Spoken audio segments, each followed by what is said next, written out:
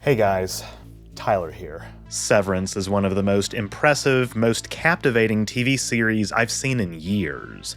Created by Dan Erickson and many episodes directed by Ben Stiller, the show premiered on Apple TV Plus in 2022, with the second season released in 2025. Starring Adam Scott, Severance follows employees of the biotechnology company Lumen Industries who have undergone a medical procedure called severance, which ensures that they maintain no memories at work of the outside world and have no recollection of their job after they leave.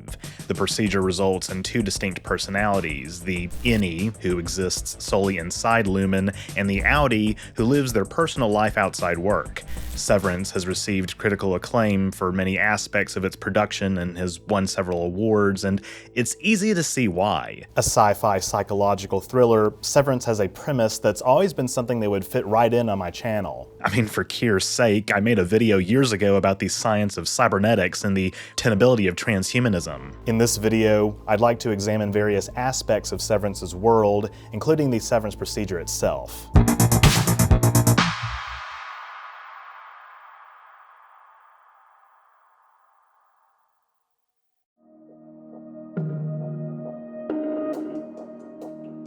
First things first, I'd like to make very clear that I'm going to try to avoid major spoilers in this video. Watching Severance is a treat, and I don't want to rob my viewers who haven't seen the show of that enjoyment. That said, since this is essentially one of my World of videos, I'll inevitably discuss things that are slowly revealed over the course of the episodes. But I'll refrain from commenting on major revelations about the characters, their relationships, and of course, their identities. Also, quickly, I'll go ahead and discuss some of the behind-the-scenes development for the show since it is relevant to the world building. Erickson conceived of the premise for Severance during a depressive period, when he was working an office job in a door factory after completing his master's degree in television writing.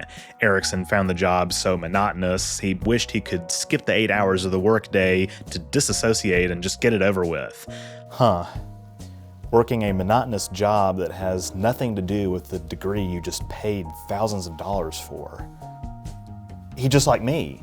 He just like me for real.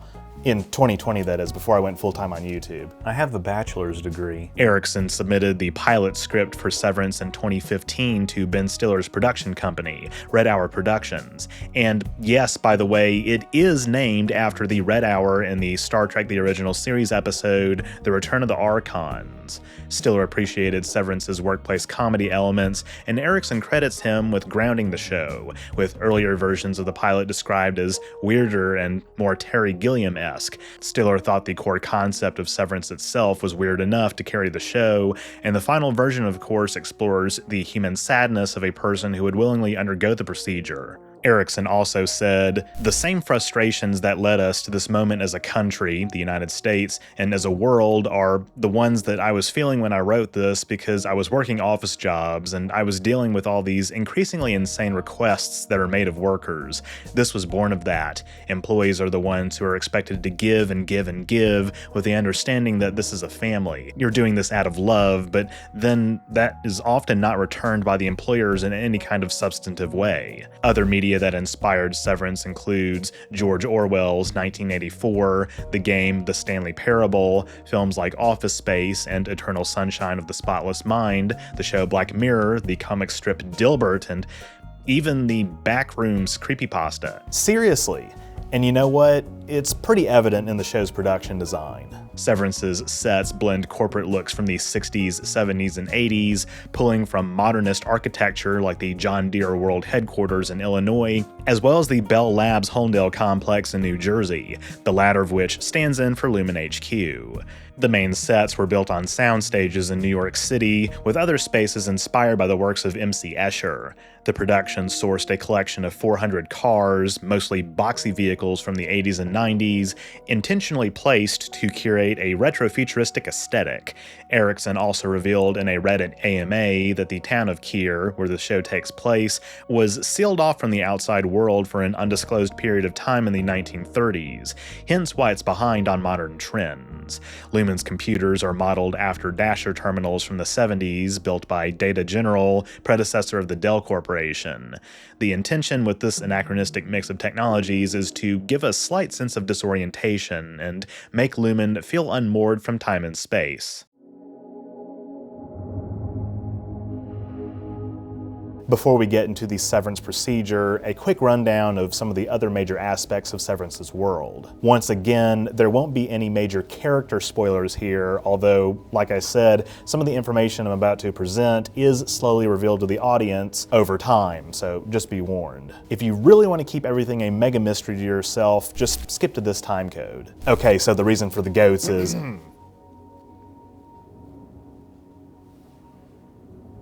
okay, I guess we won't be talking about the goats today. Like I said at the beginning of this video, Lumen Industries is a biotech company. We don't exactly know everything about what Lumen actually does. That's one of the big central mysteries of the show.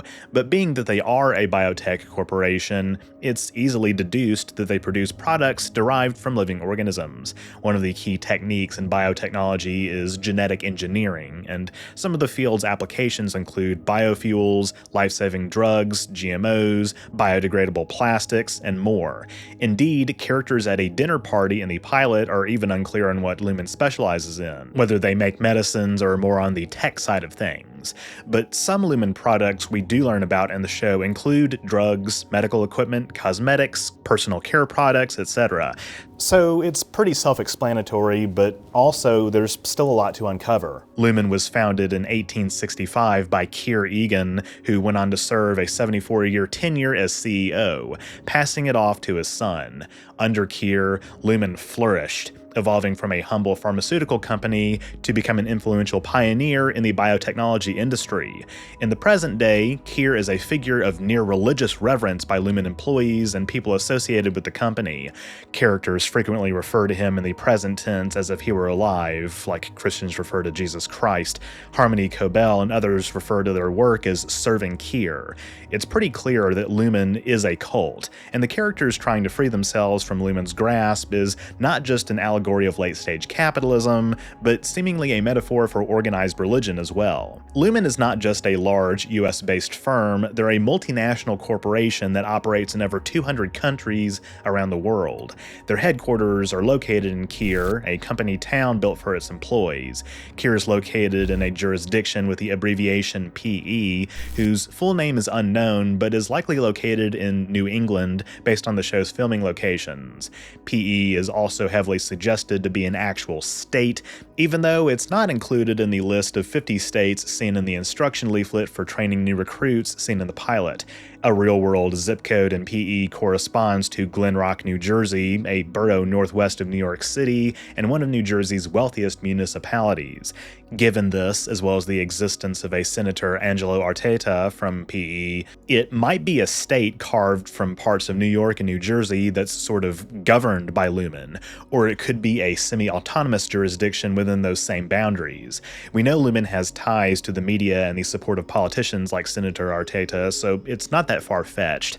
The show's time setting is also somewhat ambiguous, although seems to be roughly the current day, given the existence of things like smartphones and laptop computers outside of Lumen, as well as the dating of the first Severed office opening publicly in 2008, which is said to be 12 years ago, pointing to a present of the 2020s. I say publicly because Severance might have existed as early as 2000, though this is unconfirmed. Severance's main characters work in a department called Macro Data Refinement, or MDR, one of the divisions that exists on the severed floors of Lumen facilities. The purpose of the work refiners perform is a complete mystery to themselves, but their core task is sorting numbers into bins based on emotions elicited by certain spatially associated clusters.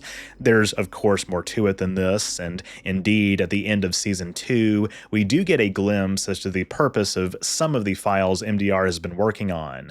But once again, the secrecy surrounding all of this is important enough to Lumen to warrant MDR employees, as well as employees of several other departments, to undergo severance.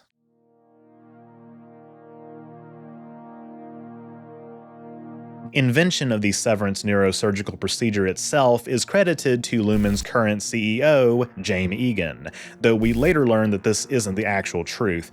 In any event, severance serves to partition a person's mind into two streams of consciousness, in effect resulting in two people inhabiting the same body.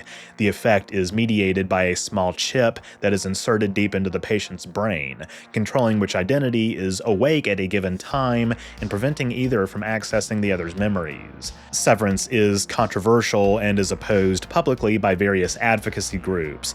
The procedure even seems to be in early stages of civilian use, as minor spoiler, Senator Arteta's wife chooses to become severed to avoid experiencing the trauma of childbirth.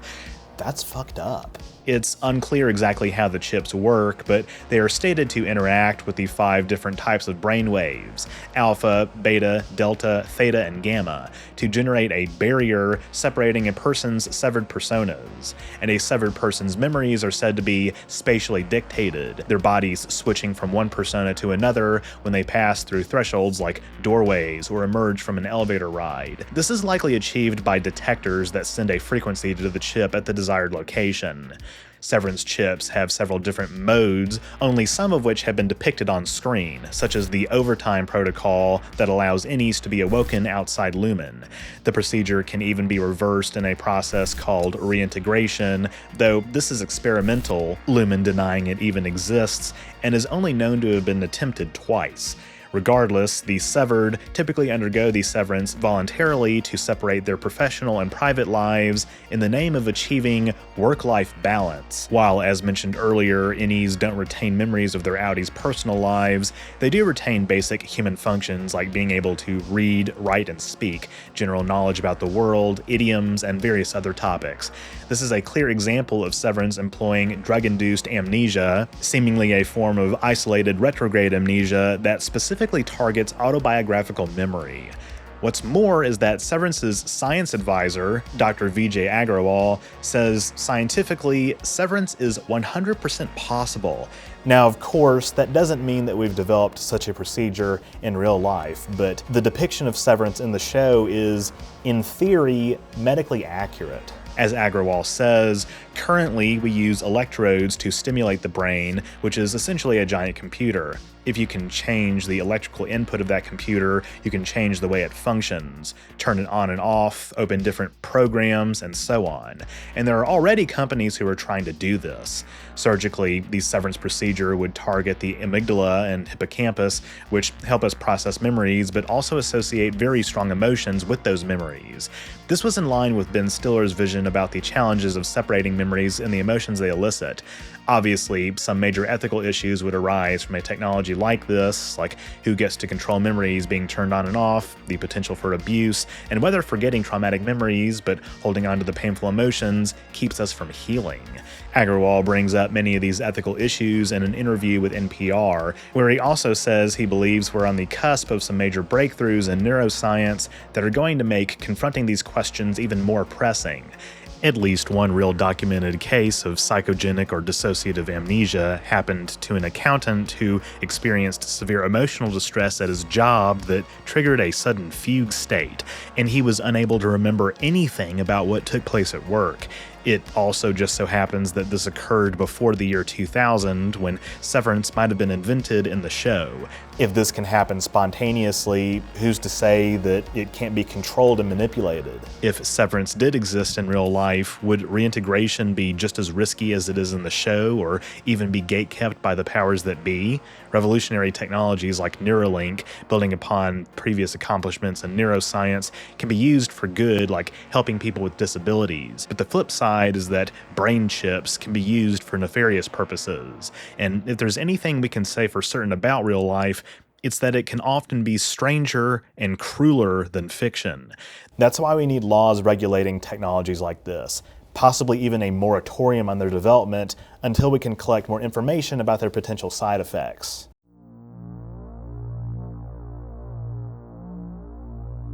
Severance has been lauded not only as a work of brilliant drama, but also an anti-capitalist fable that has become even more compelling in the post-COVID-19 work environment. I highly recommend watching it so you can get the full scope of what's going on. One of my main hesitations in making a video about Severance is that I often like to wait until shows are done airing before I cover them. But perhaps I can make more Severance content in the future. This video was sponsored by my Patreon. By becoming a patron of mine, you're not only supporting the channel, but you also get access to some awesome perks. There are 5 tiers, each with their own unique benefits. At the $2 per month level, you'll get your name in the credits of my videos, plus behind-the-scenes photos, patron-only polls, and special roles in my Discord, as well as ultra-high-resolution digital artwork like the maps from my videos where I chart the routes of various Starfleet ships. You can also read my Star Trek fan comic, Star Trek Endurance. At the $5 level, in addition to the previous rewards, you'll get exclusive monthly vlogs and occasionally extended cuts of some of my video essays. $10 gets you a follow on social media, if that's something you care about, plus a personalized thank you message in your Patreon inbox. At $25, you'll be credited as a top patron and get early access to all rough cuts and occasional script drafts. At the $50 level, I'll give you a verbal shout out in one of my videos. And at $100, well, let's just say at that point, I'm just grateful to have your support. Even if you sign up for the free tier, you can still follow some of my major channel updates. If you join as a YouTube member, you'll get similar perks, but not as much as on Patreon. Just go to patreon.com/OrangeRiver to sign up today. With that, thank you all so much for watching. If you enjoyed this video, be sure to leave a thumbs up down below and don't forget to share it. That stuff really helps me out. If you haven't subscribed yet, be sure to do that as well so you won't miss future uploads, and click the bell icon to receive all notifications. If you want to support my work even further, you can become a patron at patreon.com/OrangeRiver, link in the description. Or become a YouTube member by clicking the join button on my channel page. I just want to give a quick shout out to all of my donors who allow me to bring on outside talent like editors to make more high quality content for you to enjoy. Or you can drop a one-time super thanks or PayPal donation, all are appreciated. Links to my PayPal, as well as my social media merch store, are in the description too. Also, just as a reminder, I do have a second channel, OrangeRiver Plus, where I've uploaded the VODs of lots of my gaming streams, with more on the way. And in addition to some other goofy one-offs and extra behind-the-scenes content, I've officially made it my second streaming platform, so be sure to subscribe there too, so you don't miss any new content. That's all I have for this week. I'll see you next time.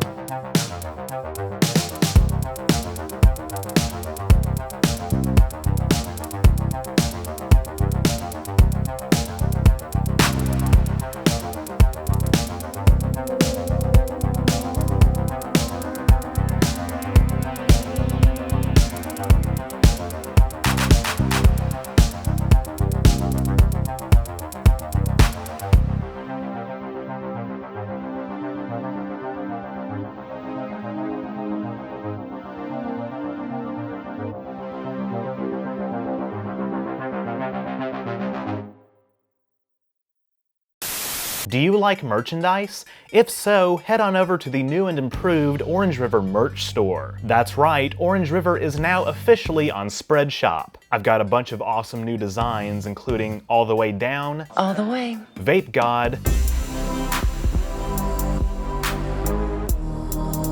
Tally, aka Best Girl, it was totally worth it. and what is perhaps my greatest design yet, I love being married to my husband. Plus, I've got some of my classic designs like OrangeRiver Arrowhead, N7, and more. And there are even some new products like OrangeRiver hats. That's right, OrangeRiver hats now exist. Visit the link in the description to get discounts and other special deals on items from my store.